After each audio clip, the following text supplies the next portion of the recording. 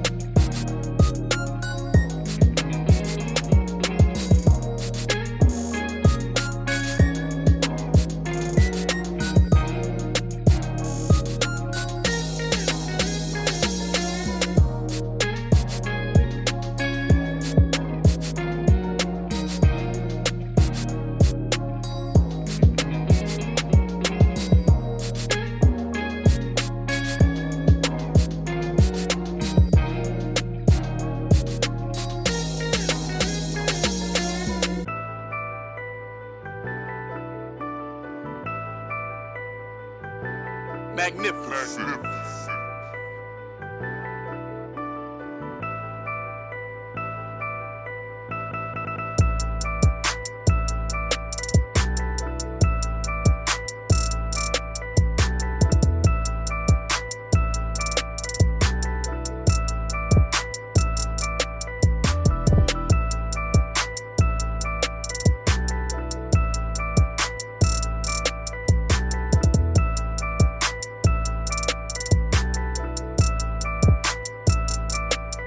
So this is the final product.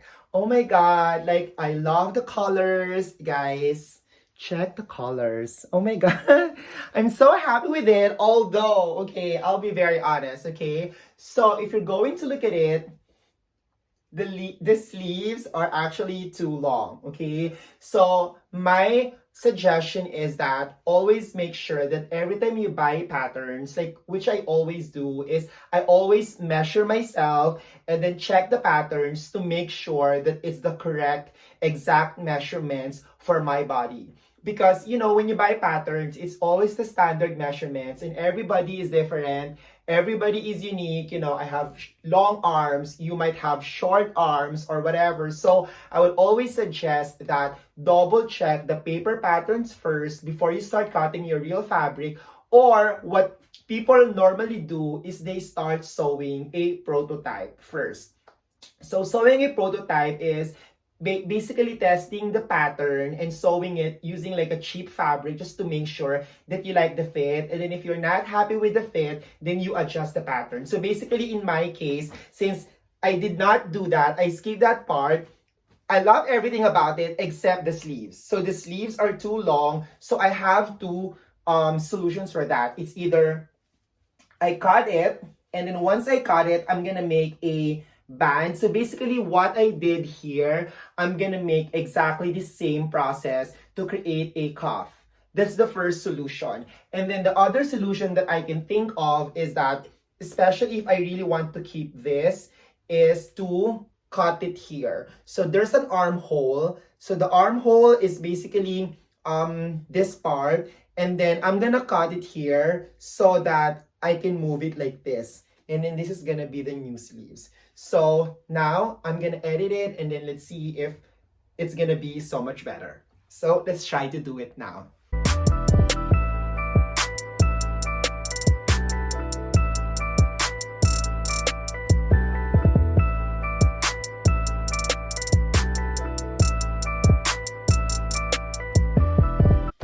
So here's now the final product, guys. So as you can see, the sleeves, it's now perfect length. This is how it looks like. So I kind of like created a cuff. So I like it now. The length is perfect. Another option also is that you can use you can use this there, right? So you can buy this from, you know, sportswear stores if you want that sporty look. So see,